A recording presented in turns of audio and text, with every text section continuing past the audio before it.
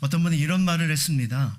인생의 반은 염려이고 인생의 나머지 반은 판단이다. 이게 무슨 뜻일까요? 약한 자는 늘 염려하며 살아가고 강한 자는 누군가를 늘 비판하며 판단하며 살아간다는 것입니다. 사람마다 믿음의 종류가 다르고 분량이 다르기 때문에 사실은 완벽하고 문제가 없는 공동체는 없습니다.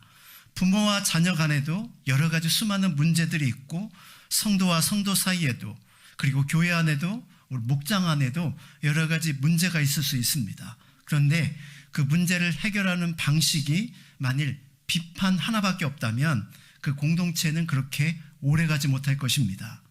그런데 모이면 사람들이 많이 하는 것이 비판이기 때문에 문제입니다.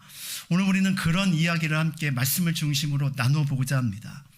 2000년대, 2010년대요. LG경제연구소에서 직장 내 가십, 무엇이 문제인가라는 리포터를 낸 적이 있습니다.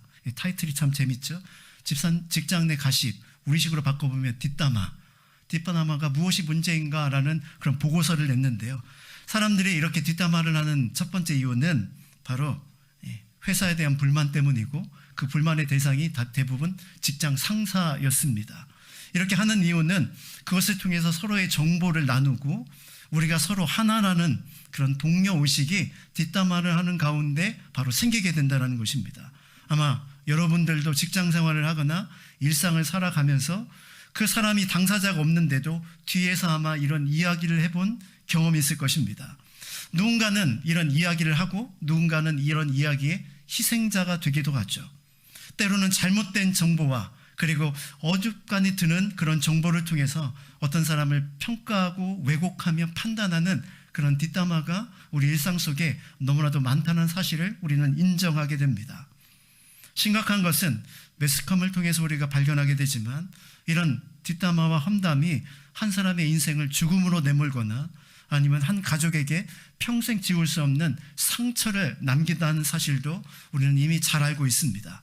그런데 정작 그렇게 말한 사람은 쉽게 잊지만 상처받은 사람은 수년 동안 아니 평생 동안 이것을 가슴에 품은 채 살아간다는 것을 우리는 잘 압니다. 그럼에도 불구하고 사실 우리가 일상 속에서 너무나도 가장 쉽게 범하는 죄 중에 하나가 바로 이런 비판이라는 이 죄이죠.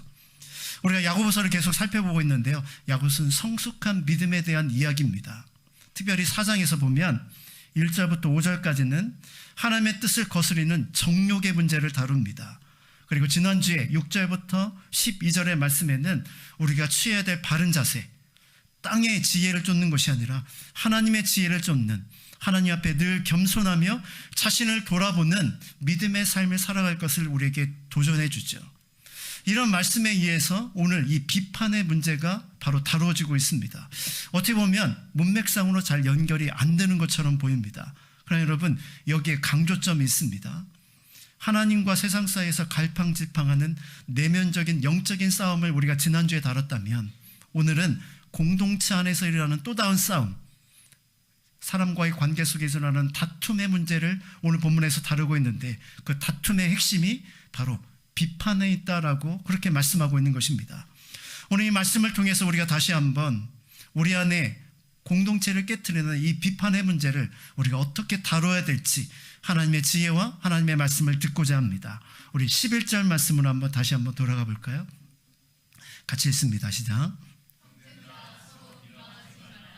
형제를 비방하는 자나 형제를 판단하는 자는 곧 율법을 비방하고 율법을 판단하는 것이라.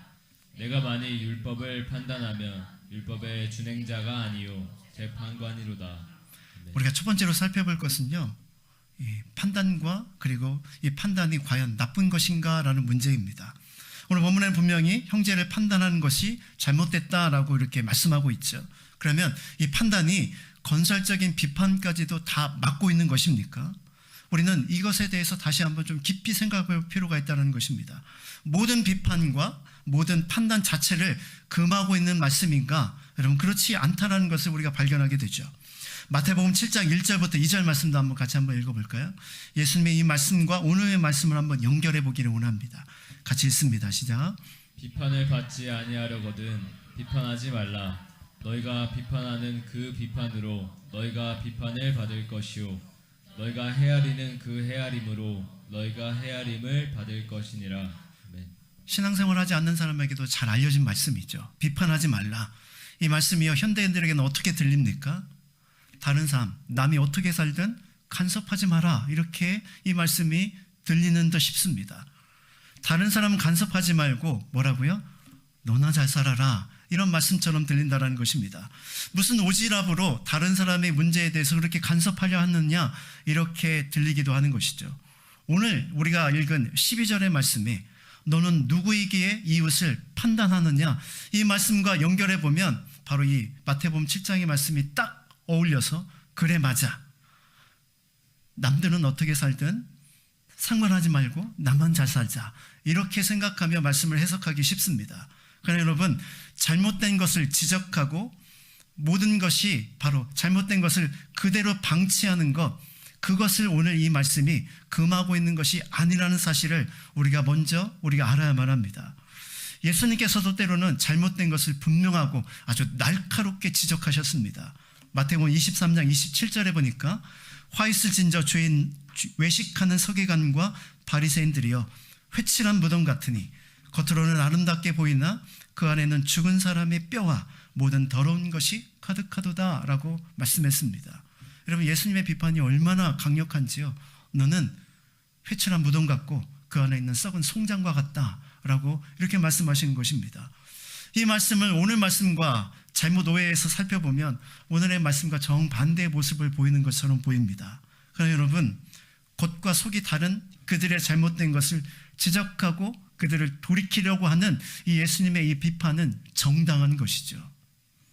우리가 생각하는, 우리가 흔히 아는 뒷담화와 예수님의 말씀하시는 비판과는 완전히 다릅니다. 가장 단적으로 틀린 것이 무엇일까요? 뒷담화는 주인공이 현장에 없는데 우리가 하는 것이 뒷담화고요. 예수님의 비판은 현장에 있는 그 사람을 향해서 선포하는 앞담화입니다. 이해하시겠어요? 우리는 바로 그 사람의 잘못을 우리가 지적하여 그 사람을 돌이키려고 그 사람을 위해서 하는 것보다 때로는 뒤에서 그 사람을 비난하고 조롱하며 나는 마치 그런 사람이 아닌 것처럼 나의 거룩함을 드러내는 수단으로 뒷담화를 사용하지만, 주님은 잘못된 것을 회개하고 변화시키기 위해서 바로 그 현장에서 그 앞에 있는 그들을 향해서 하나님의 말씀을 선포한다는 것입니다. 얼마나 교묘하고 얼마나 잘 포장되어 있느냐가 아니라 정말로 그 사람을 정말로 위하는 것이냐, 그거에 바로 강조점이 있다는 것입니다. 건설적인 비판을 다 하지 말라는 것이 아니라 틀린 것을 틀렸다고 말하는 정의로운 비판을 거부하는 것이 아니라 오늘 본문에서 말하는 야고보만 하는 이 비판은 조금 종류가 다른 것입니다. 오늘 본문에 등장하는 비방이라는 단어가 등장하죠. 이 비방의 단어가 바로 그것의 핵심입니다. 카탈랄레오라는 단어인데요, 이것은 상대방을 폄하하여, 즉 깎아내려서 다른 말로 험담하는 것을 의미합니다. 악의를 가지고 증오의 마음을 가지고 말하는 험한 말, 그것이 바로 오늘 본문에 등장하는 이 비방이라는 단어이죠. 그래서 시온 성경에 보니까요, 시온 성경에서는 11절을 이렇게 해석을 해서 번역을 했습니다. 11절도 한번 다시 한번 읽어볼까요? 시작. 형제 여러분, 서로 헐뜯지 마십시오. 형제된 자를 헐뜯거나 판단하는 것은 율법을 헐뜯거나 판단하는 것이 됩니다. 여러분이 율법을 판단하면 여러분은 더 이상 율법을 지키는 사람이 아니며 오히려 재판하는 자가 되는 것입니다. 여러분, 성경에서 말하는 오늘의 이 판단은 사실에 근거하지 않고 자신의 관계와 좋지 않는 사람들을 향해 깎아내리고 무너뜨릴 목적으로 하는 그 말이 오늘 본문에서 다루고자 하는 잘못된 판단과 정죄의 모습이라는 것입니다. 이런 말에 대해서 성경은 단호하게 하지 말라라고 선포하고 있습니다. 여러분, 이런 말이 왜 잘못되었을까요? 사장 전체에서 보면 이런 말을 하는 사람은 1절에 나오는 그 안에 있는 정욕에서 이런 말이 비롯되었기 때문입니다. 자신을 드러내고 상대방을 깎아내리려는 이 모든 시도는 그 안에 자기만 아는 이 이기심이 자리 잡고 있다는 것입니다. 자기를 높이려 하기에 다른 사람을 깎아내리는 것이죠. 그러나 우리가 지난주에 살펴보지 않았습니까? 성숙한 사람은 자기를 낮춰 하나님의 은혜를 받는 사람이 진정으로 성숙한 사람이죠. 그런 의미에서 보면 오늘 이 말씀이 보여주는 메시지는 교만한 자가 하는 그런 잘못된 판단과 정죄의 문제를 다루고 있는 것입니다. 형제가 형제에게 잘못된 것을 그만두라 라고 말하는 것은 정당한 것이지만 뒤에서 수군거리며 그 사람의 잘못뿐만이 아니라 삶 전체를 깎아내리는 그 모든 행위는 바로 공동체 안에서 반드시 금해야 될 문제라는 것입니다. 근데 불행하게도 오늘 이 말씀이 바로 우리에게 주어지는 이유는 우리 안에 이런 일들이 너무나도 쉽고 그리고 자주 일어난다는 것입니다. 세상 밖에만 일어나는 것이 아니라 공동체 안에도 이런 일이 쉽게 일어나죠. 많은 사람들이 이것에 희생당하고 상처와 아픔을 경험하여 신앙생활에 큰 위기를 경험하기도 합니다. 바로 이런 잘못된 판단에서 나오는 그런 말들 때문이죠. 이것이 문제가 되는 가장 중요한 이유가 무엇일까요? 이런 말을 하는 사람들이 바로 누구와 많이 닮아 있기 때문입니다. 여러분, 비방, 오늘 본문에 등장하죠. 비방의 달인이 있습니다. 비방의 달인이 바로 사단입니다. 사단은 비방하는 자이고 참소하는 자입니다. 계시록 12장 10절에 보니까요, 이 사단을 참소하는 자들이다 라고 이렇게 표현하고 있습니다. 참소가 무엇입니까? 남을 해치려는 목적으로 일러 바치는 것을 의미합니다. 사단이 하는 일이 뭐냐면 우리가 실수하고 넘어질 때마다 우리의 실수를 가지고 하나님 앞에 쪼르르니 달려가서 저 인간은 저런 인간입니다, 우리의 죄를 드러내고 참소하는 것, 그것이 바로 사단의 역할이라는 것입니다. 악한 마귀의 속성으로 남을 헐뜯고 바로 있는 죄 없는 죄를 꾸며서 사람들을 험담하는 삶을 살아가는 사람들, 그의 입술이 마귀의 입술이 되고 사단의 입술이 되어 쓰임받고 있다는 것입니다. 이것을 통해서 관계를 깨뜨리고 하나님으로부터 점점 멀어지게 만들어 결국 바로 그의 인생을 망치게 만드는 것, 그것이 바로 이 말에서 비롯된다는 것입니다. 여러분, 똑같은 말을 해도 중요한 것은 목적입니다. 무엇을 위해서 그 말을 하는가 있죠. 만약 우리가 하나님의 자녀라고 하면서 이런 비방을 통해서 누군가를 하나님으로부터 멀어지게 했다면 그것은 하나님이 가장 싫어하시는 죄에 해당이 될 수 있다는 것을 우리가 분명히 알아야만 합니다. 먼저 비방하는 자는 당연히 하나님의 심판을 받을 것이고 그 비방의 현장에 함께 있던 자들도 사실은 간접적인 참여자가 될 수 있습니다. 방관자, 나는 내가 직접 누군가를 비방하지 않았어, 이렇게 우리가 책임 회피는 할 수 있지만 그 현장에서 비방하는 그들의 입을 막지 않고 함께 듣고 있다면 듣고 있는 것 그 자체만으로도 우리는 비방의 참여자가 될 수 있다는 것이죠. 그래서 우리는 조심해야만 합니다. 항상 그 현장에서 우리의 해야 될 믿음의 처신을 우리가 분명히 해야 하는 것이죠. 자, 이렇게 비방이 위험하고 잘못됐다는 것을 우리가 살펴보았습니다. 그러면 이 비방과 판단을 하지 말아야 될 구체적인 이유를 또한 우리가 함께 좀 살펴보기로 합니다. 첫 번째 이유는요, 오늘 본문에 보니까 그들이 나의 형제다라고 표현하고 있습니다. 11절에 형제라는 단어가 3번이나 등장합니다. 예수 그리스도 안에서 한 형제된 그들이 없는 곳에서 비방하고 험담하는 것이 얼마나 악한지를 우리에게 보여주는 것입니다.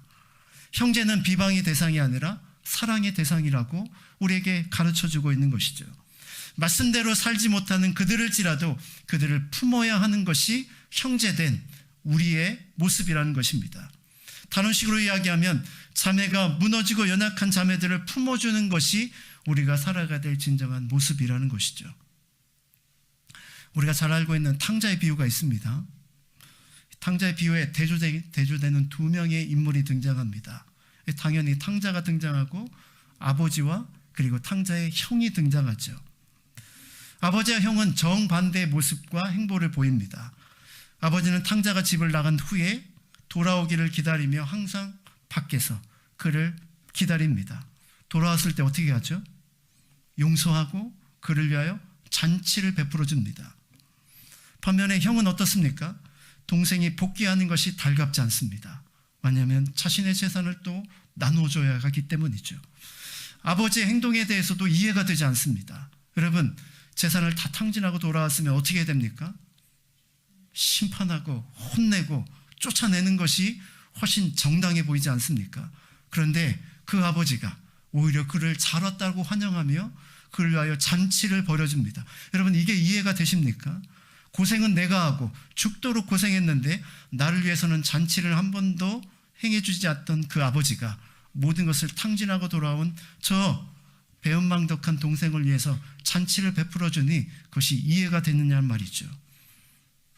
집 나간 자식만 생각하는 것 같은 아버지의 그 마음이 오히려 그 형에게는 더 서운하게 보이고 들렸을 것입니다. 여러분, 이 탕자의 비유의 핵심이 뭘까요? 누가 진정한 탕자인가를 우리에게 묻고 있는 것입니다. 우리는 집 나간 재산을 다 허비하고 온 그 사람만 탕자라고 생각하는데 또 다른 탕자가 있다는 것이죠. 집을 한 번도 나가본 적이 없지만 아버지의 용서와 사랑을 이해하지 못하는, 집 안에서 늘 불평하고 불만하며 아버지 왜 이렇게 합니까? 라고 말하는 또 하나 집 안에 있는 탕자가 존재한다는 것입니다. 집 안에 있는 탕자는 정의와 공의를 외치지만 아버지의 용서와 사랑은 이해하지 못했습니다. 예수님 당시로 돌아가 보면 집 나간 탕자는 세리와 죄인들일 것입니다. 당연히 하나님으로부터 심판받아야 될 대상이라고 생각했던 그 사람들, 그러나 예수님은 그들을 용서함으로 그 죄인을 받아 하나님의 자녀로 거듭나게 하셨죠. 반면에 자신은 의인이라고 생각하며 하나님의 품에 늘 거한다고 생각하는 바리새인과 서기관들은 예수님의 이 행동을 이해할 수가 없었습니다. 그래서 끝까지 그들은 예수님을 믿거나 예수님께 돌아오지 않죠. 여러분, 진짜 탕자가 누구일까요? 진짜 탕자는 밖에 나갔다 돌아온 그 사람이 아니라 집 안에 있는 사람이 진짜 탕자인 것입니다. 근데 여러분, 우리가 이 비유를 바라보면서 우리가 알아야 될 것이 있습니다. 나는 누구인가라는 것입니다. 대부분 그리스도인들이 집 안에 있는 탕자일 가능성이 많다는 것입니다. 우리는 밖에서 방황하거나 세상 한눈 팔다가 그렇게 살아가는 것은 별로 없습니다. 근데 집 안에서 다른 사람을 판단하고 정죄하며 그를 끌어안고 용서하는 데는 너무나도 속이 좁은 집 안에 있는 탕자일 가능성이 많다는 것이죠. 사단이 정죄하는 것처럼 끊임없이 누군가의 연약함과 누군가의 부족함을 드러내고 들추어내면서 그들의 연약함을 즐기며 나는 저 사람과 같지 않아, 나는 동생과 같지 않아, 나는 한 번도 방황하지 않았어, 이렇게 자신의 의를 주장하는 집 안에 있는 형의 모습이 우리의 모습일 수 있다는 것이죠. 아까도 말씀을 드렸죠. 사실은 어떤 것을 누군가에 대해서 말할 때 목적이 중요합니다. 사단은 어떤 사람의 잘못을 들추어내죠.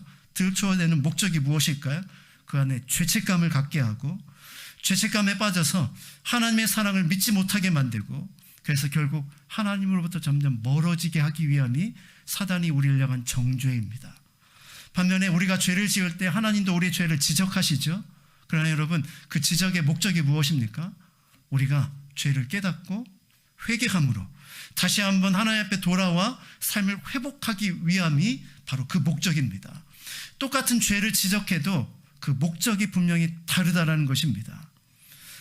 오늘 본문에 등장하는 이 비방의 바로 핵심의 문제가 바로 거기에 있습니다. 이 비방에는 용서와 회복이 없습니다.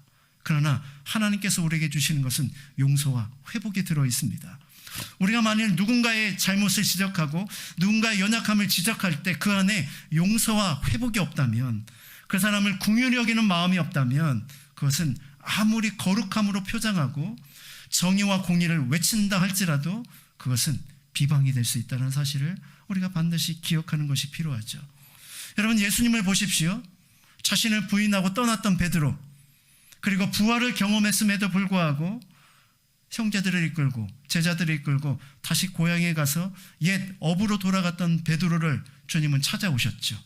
찾아오신 주님은 베드로에게 뭐라고 이야기합니까? 야, 너 왜 그랬어? 네가 나한테 어떻게 이럴 수 있어?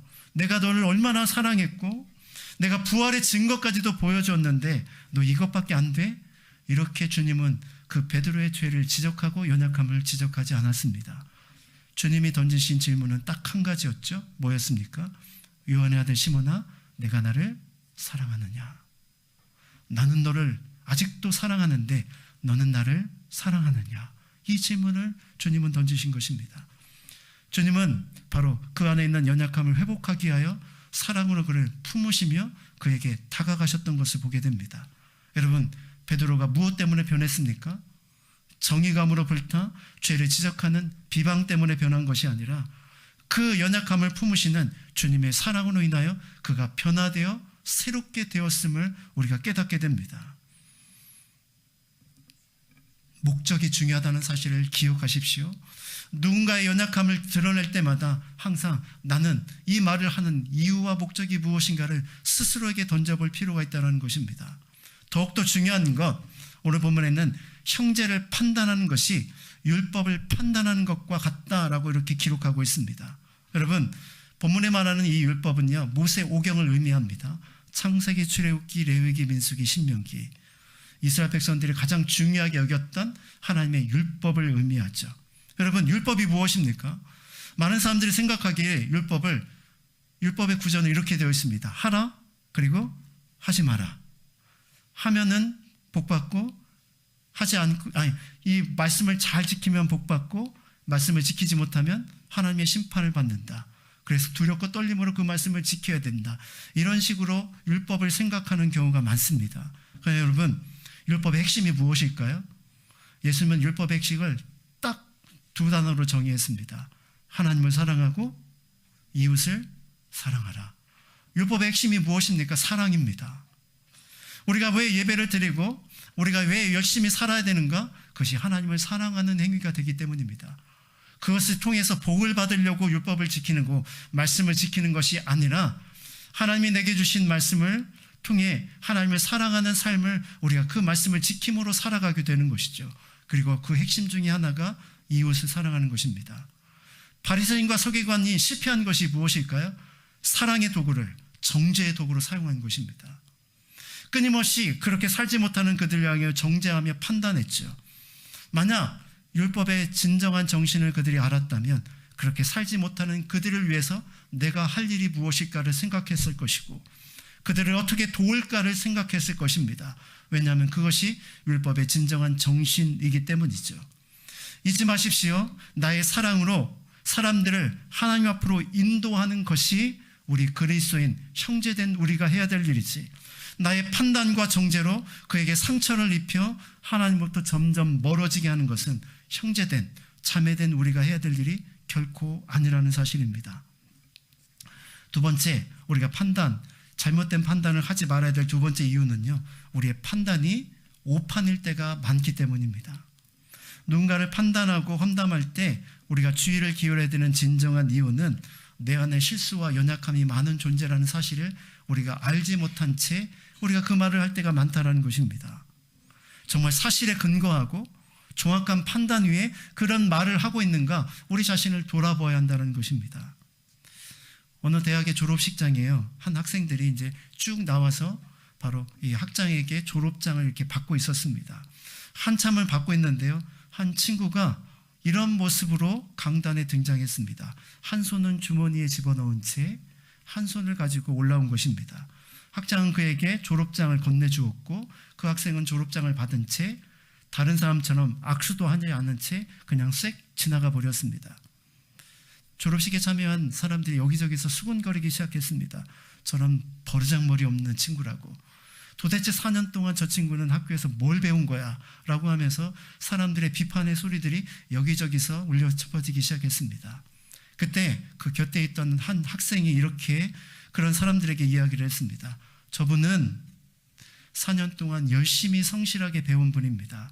근데 저분은 한 손이 없어서 의족을 차고 있는 분입니다. 그래서 어쩔 수 없이 그 손을 주머니에 넣을 수밖에 없었고 한 손밖에 없으니 졸업장을 받고 악수를 할 수 없어서 저렇게 한 것입니다. 학장님도 저 학생의 사정을 잘 알고 있습니다. 이런 이야기를 해주었다는 것입니다.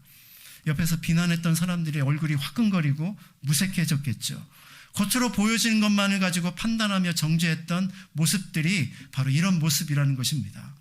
찰스 스윈돌이라는 미국의 유명한 강해 설교자가 비판하지 말아야 될 7가지 이유를 이렇게 이야기를 했습니다. 첫째, 우리는 모든 사실을 다 알지 못한다.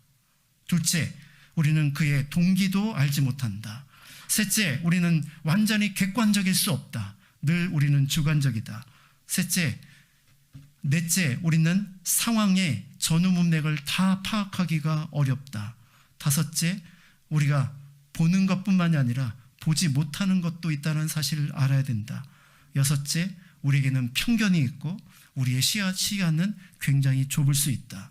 마지막 일곱째, 우리는 늘 불완전하고 더더군다나 일관성도 없다. 하나님의 말씀이 아닌 세상의 관점과 자신의 판단을 가지고 누군가를 정죄하는 우리의 모습에 대한 바로 경고의 메시지죠. 기준이 말씀이 아니라 내가 들 때 그 기준에 대부분 우리의 판단은 틀릴 수 있습니다. 여기에 한 가지 더 플러스, 내가 말하려고 하는 그 사람이 나와 관계가 평소에 좋지 않은 사람이라면 더 부정적으로 흐르는 객관성을 잃어버리기가 쉽습니다. 우리는 그가 가지고 있는 장점을 이야기하기보다 그가 가지고 있는 부족함만을 부각시키려는 우리 안에 있는 이 죄의 쓴뿌리들이 우리 안에 있기 때문이죠. 그래서 예수님께서 우리에게 뭐라고 말씀하셨습니까? 마태복음 7장 3절부터 4절에 말씀해 보니까 우리가 이렇게 도전하고 있습니다. 말씀 한번 같이 한번 볼까요? 시작. 어찌하여 형제의 눈 속에 있는 티는 보고 내 눈 속에 있는 들보는 깨닫지 못하느냐? 보라, 내 눈 속에 들보가 있는데 어찌하여 형제에게 말하기를 나로 내 눈 속에 있는 티를 빼게 하라 하겠느냐? 네. 누군가를 쉽게 비판하는 사람들을 향해서 주님이 던지신 메시지이죠. 내 눈에 있는 들보를 보지 못하고 다른 사람에 있는 티를 정확하게 빼내는 그런 모습이 바로 우리의 모습이라는 것입니다. 주님이 우리에게 요구하시는 것이 무엇입니까? 내 눈에 있는 들보를 먼저 빼내어라. 그래야 밝히 보고 형제의 잘못을 고치는, 회복하는 자가 될 수 있다는 것입니다. 대부분의 사람들이 내 안에 들보가 있다는 사실을 모릅니다. 아니, 알고도 인정하려 하지 않죠. 그래서 너무나도 쉽게 다른 사람의 잘못을 쉽게 지적하고 드러냅니다. 다른 사람의 잘못을 쉽게 지적하고 드러내는 그 사람이 가지고 있는 가장 큰 특징이 자신 안에 있는 들보를 보지 못하는 사람들입니다. 우리의 판단과 그리고 우리의 모든 평가가 바르지 못하다는 사실을 우리가 빨리 인정하는 것부터 우리는 진정한 판단자의 삶을 살아갈 수 있게 되는 것이죠. 여러분, 이렇게 조금 소개하면 어떨까요? 여러분, 이 재판이 있죠. 재판을 받기 위해서 법정에 가본 분들이 아마 거의 없을 것입니다. 그런데 재판을 받아본 사람들이 공통적으로 하는 말이 있습니다. 너무 오래 걸린다는 것입니다. 1심 끝나는데 몇 개월, 2심으로 가서 또 몇 개월, 3심으로 가서 대법원 판결까지 나오는데 몇 년이 걸리기도 합니다. 이렇게 오래 걸릴 거라면 차라리 중간에 포기할 것, 이렇게 생각하는 경우도 있습니다. 근데 여러분, 왜 이렇게 재판이 오래 걸릴까요? 정확한 근거에 의해서 정확한 판단을 하려고 하는 것입니다. 근데 여러분, 그렇게 오래 걸려서 재판이 나왔는데 수년 후에, 아니 수십 년 후에 진짜 범인이 잡혀가지고 그 재판이 잘못됐다라는 그런 기사를 여러분 본 적이 있을 것입니다. 심지어 수십 년 동안 바로 살인죄로 몰려가지고 감옥에 있었는데 나중에 보니까 그 사람이 범인이 아니었다라는 것이 밝혀지기도 하죠. 여러분, 이것이 우리들의 삶의 모습이라는 것입니다. 심지어 완벽하게 훈련하고 세밀하게 들여보고 재판을 하는데도 이런 잘못된 판단을 할 수 있는데 우리는 어떻습니까? 겉으로 한번 보는 것, 내 생각으로 누군가를 판단하고 정죄한다면 그 판단이 얼마나 틀릴 수 있는지 우리가 우리 스스로를 잘 돌아볼 필요가 있다는 것이죠. 세 번째는요, 오늘 본문에 보니까 우리는 판단자로 부르심을 받지 않고 준행자로 부르심을 받았다는 사실을 분명히 인식해야 된다는 것입니다.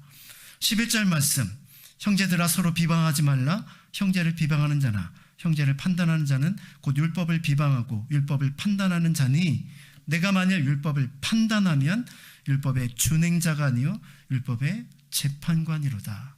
여러분, 사람의 판단은 다 틀릴 수 있습니다.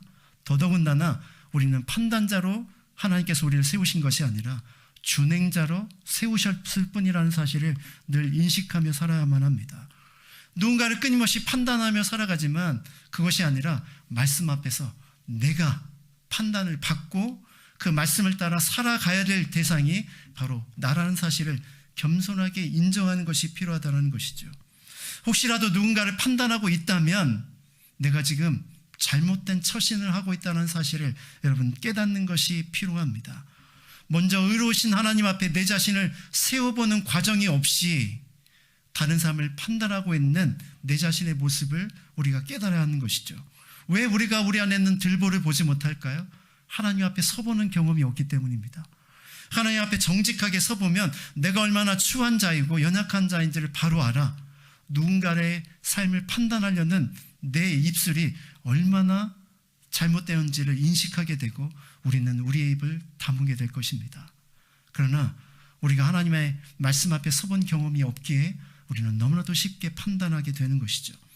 고린도전서 4장 1절부터 4절에 사도 바울은 우리에게 이렇게 도전하고 있습니다. 우리 말씀을 같이 한번 읽어볼까요? 시작. 사람이 마땅히 우리를 그리스도의 일꾼이요 하나님의 비밀을 맡은 자로 여길지어다.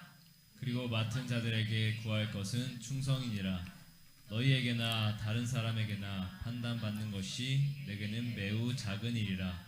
나도 나를 판단하지 아니하노니 내가 자책할 아무것도 깨닫지 못하나 이로 말미암아 의롭다함을 얻지 못하노라.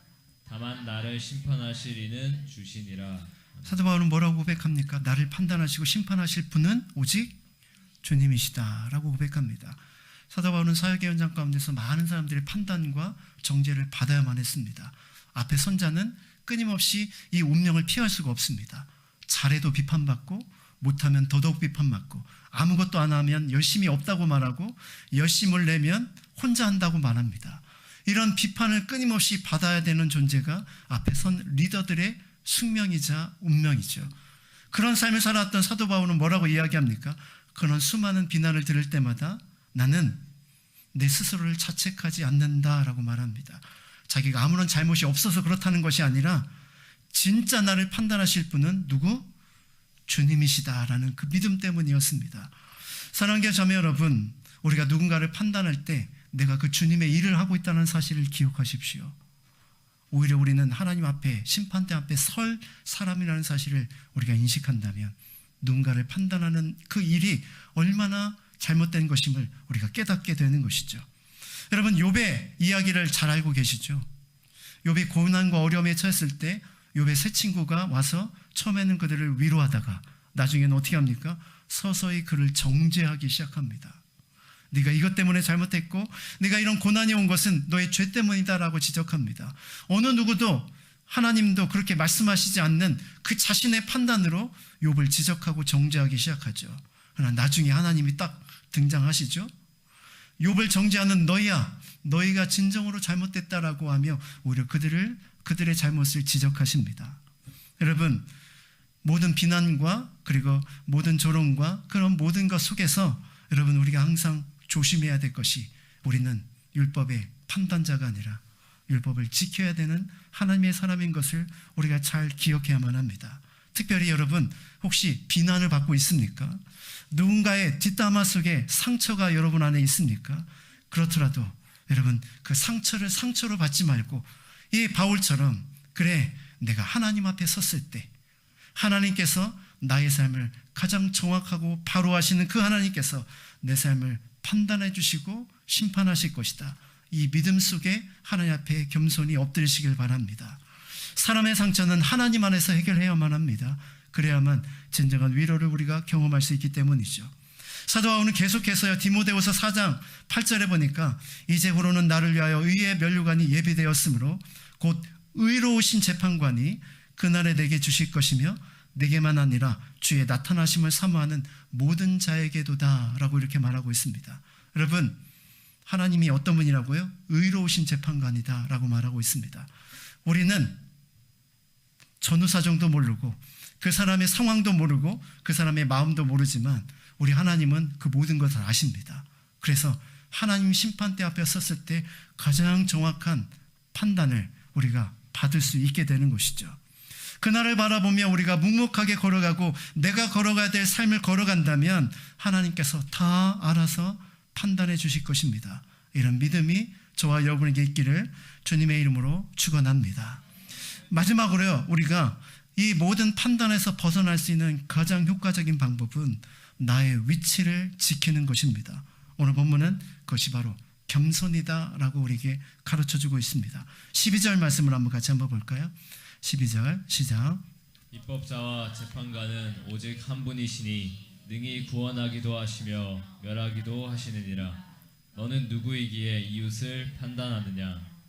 오늘 본문에서 이렇게 말하죠. 너는 누구이기에 이웃을 판단하느냐? 굉장히 직격의 언어입니다. 남을 판단하고 비난하는 너는 과연 누구냐라고 우리에게 질문하는 것이죠. 여러분, 누군가를 비판하고 싶은 마음이 들 때마다 이 말씀을 기억하십시오. 네가 누구기에, 네가 무슨 자격으로 그 사람을 비난하고 있느냐. 이 말을 우리가 기억한다면 우리는 누구도 함부로 비판과 판단의 자리에 결코 설 수 없을 것입니다. 정신을 차리고 너의 자리로 돌아오라는 것이죠. 내가 있어야 될 자리는 심판의 자리가 아니라 말씀을 붙잡고 땀을 흘려 그 말씀을 지키는, 바로 말씀을 지키는 자의 위치가 과연 너의 위치라는 것입니다. 누가 사람을 판단하고 정죄합니까? 교만한 사람입니다. 말씀을 판단하지 말라는 이 말씀은 네가 있어야 될 자리로 돌아오라는 말씀과 같습니다. 지난 시간에 하나님의 은혜는 겸손한 자에게 주어진다고 하지 않았습니까? 하나님의 은혜를 받아 우리가 누군가를 살리는 삶을 살아가는 사람도 겸손한 사람입니다.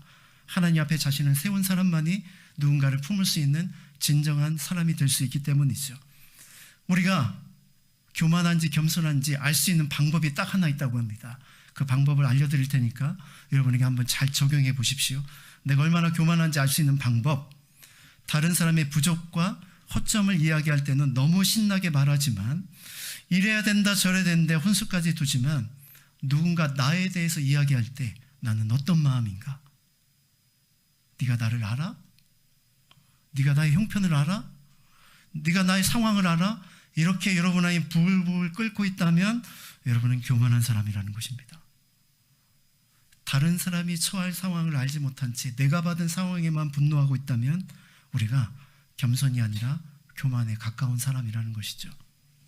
우리가 날마다 하나님 앞에 서서 내 자신을 보게 된다면 내가 얼마나 부족한 존재를 깨닫게 됩니다.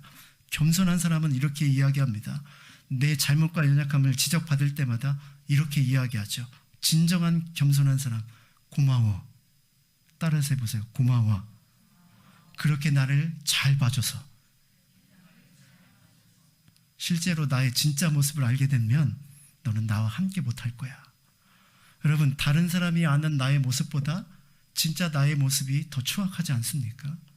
다른 사람이 알고 있는 나의 모습보다 나의 모습이 더 부족하지 않습니까? 사실은 다른 사람이 아는 나의 모습은 나의 아주 작은 모습에 불과하죠. 그런데 그 모든 모습을 알고 계신 주님은 우리를 끝까지 포기하지 않고 우리를 품어주십니다. 이것이 주님의 사랑이자 우리가 주님과 동행하는 진정한 이유이죠. 우리가 그 주님의 사랑을 안다면 어찌 우리가 다른 사람을 비방하고 판단할 수 있겠습니까? 10절 말씀, 주 앞에서 낮추라. 그리하면 주께서 너희를 높이시리라.